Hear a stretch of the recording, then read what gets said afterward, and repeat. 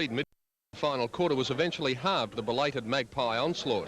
One of the men instrumental in Carlton's victory was mercurial forward Ken Hunter, who finished with 3 goals. Hunter acknowledged, however, that it wasn't the most polished display of football. Well, obviously, I think there was a lot of mistakes made by both sides, and I think they had a lot of young, inexperienced players, and so did we. But I felt that we probably had a few more experienced players on the day, considering the amount of injuries that Collingwood have got.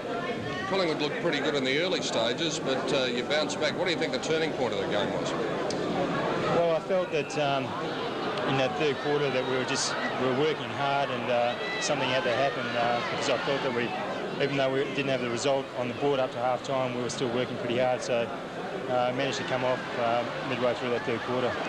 Carlton skipper Wayne Johnston was forced to hobble off the field with a calf injury in the third term. I got a kick in the calf just in the centre bounce prior to running over near the boundary line near the main scoreboard, and once straight over the boundary line I thought I felt something go a bit, but I think it was just the effects from the kick. I was still warm and I'd run all the way from the centre to the boundary line, and the next thing I know I got just sort of like a bad cramp in my leg, but I think I should be all right. Well, what about that goal you kicked straight after it? You could hardly stand, but you still managed to kick a goal? Well, I was trying to get off the ground, and Fraser Murphy did one of his miraculous runs again, and he got around about 4 blokes, and next thing he's handballed it to me, and I was telling him to kick it, and it hit me on the hands. I just tried to turn around and kick it. I wasn't really sure whether it had gone through or not. It was a great shot at goal. Park.